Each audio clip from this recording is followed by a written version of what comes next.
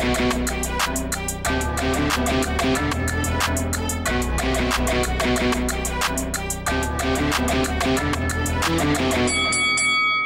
guys, welcome to Boxing Squared for boxing news and views from around the internet. Heavyweight prospect Efe Ajagba will face Razvan Cojanu on March 7th in New York. He is the co-main event to the Robert Helenius and Adam Kownacki card.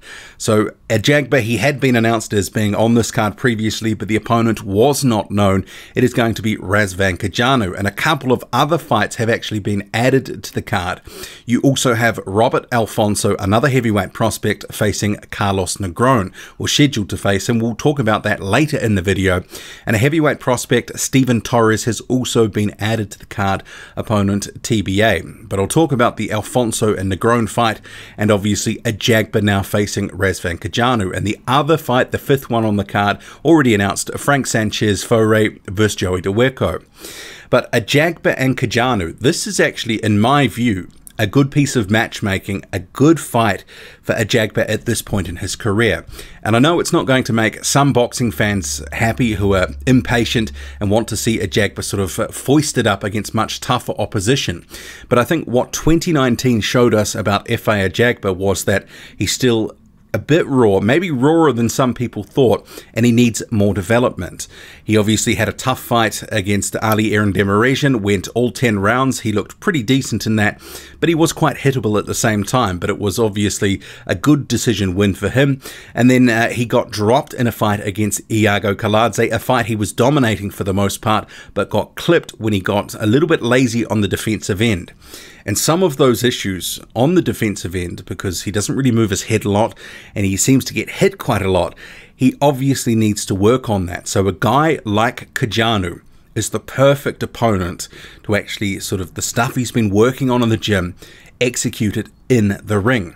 And Cojanu, this is going to be quite interesting, this fight, for a couple of reasons, because Cojanu, the former title challenger, went all 12 rounds with Joseph Parker back in 2017, but he's obviously since then had a few more losses.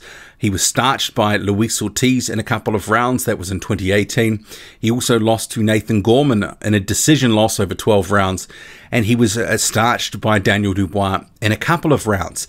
And it's quite interesting with Cojanu because you don't know what sort of version of him is going to show up. Is it going to be the guy that has a sparring partner's mentality, who shells up, doesn't really do too much, throws a couple of combinations around and doesn't do enough to win rounds? Or is it going to be the guy that really tries to go to war, as he tried to do against Daniel Dubois, but ultimately that ended in disaster for him? He probably threw more punches in that fight against Dubois in 2 rounds of action than he did in the entirety of the Gorman fight and Parker fights. He really, in those fights, didn't do too much. He was negative. He let the opponents do what they wanted, and ultimately went to decisions and pretty boring type, you know, really dour sort of viewing type fights. So against Dubois, completely different. So what are we going to get against Efe Ajagba?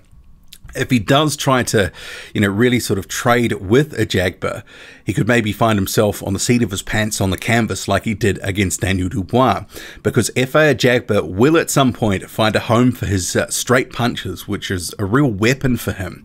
But maybe having seen Kaladze have success and drop Ajagba, maybe that will give some confidence to Cojanu. And Cojanu, he's actually already in the United States. He's training in California. You can see here on screen, this is from his Facebook story. He's actually working with Charles Martin. Martin, of course, has got his own fight coming up that is going to be against Gerald Washington. That's on the Wilder Fury pay-per-view card coming up later in February. So Cojanu and Martin giving each other some work. It's beneficial for both. And it's not the first time that Cojanu has appeared on a PBC card, having previously fought Luis Ortiz in 2018. But this matchup overall, I do think it's actually a good one for Ajagba because it's at the level that he needs right now. I don't think anyone seriously believes that Razvan Cojanu is going to trouble Ajagba to any real extent. He might be able to nick 1 or 2 rounds in a fight against Ajagba because actually Cojanu can box, and if he uses his jab and he puts his combinations together, sometimes he can look quite good. But simply put, he doesn't throw enough punches. He ends up getting outworked for the most part, and he's in a sparring partner type mode. And I guess at this point in his career, he effectively is, you know, a high-level journeyman of sorts. He's a former world title challenger, so that's why he would have been brought in too. It's the credit of that, having gone 12 rounds with a guy like Joseph Parker. But Cojanu is just picking up checks now against up-and-coming guys like Dubois, like Gorman, and obviously he was sparked out in a couple of rounds by Luis Ortiz as well.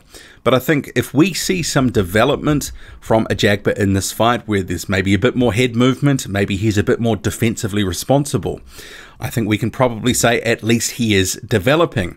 But if it ends up being the same old thing, a head movement disappears after about a round or two, I think questions will continue to be asked about when he goes up the levels. Is he going to be able to respond to the guys who can actually make him pay if he's not moving his head enough?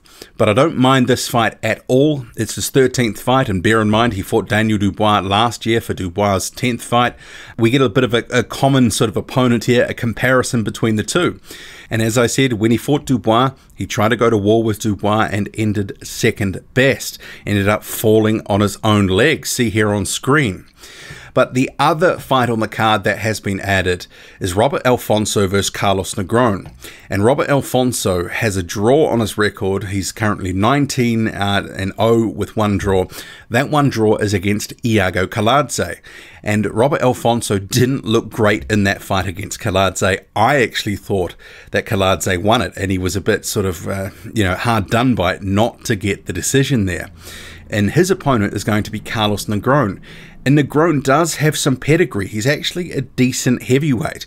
And when he fought Dominic Brazil, what was it, a year or two ago, he was actually giving as good as he got against Brazil. Ultimately, he was knocked out late in that fight, I think like in round 9 of 10. But he is actually a decent fighter.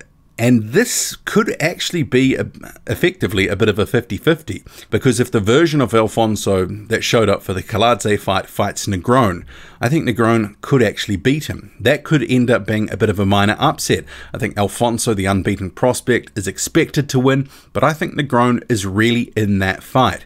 And as for Steven Torres, he's against TBA. Haven't seen too much of Torres. He's only 2 fights into his career so far, but yeah, they're calling it a night of heavyweights, and there's 5 heavyweight fights on the card, with Kovnatski and Helenius topping the bill, and now Ajagba facing Cojanu. What do you make of it all?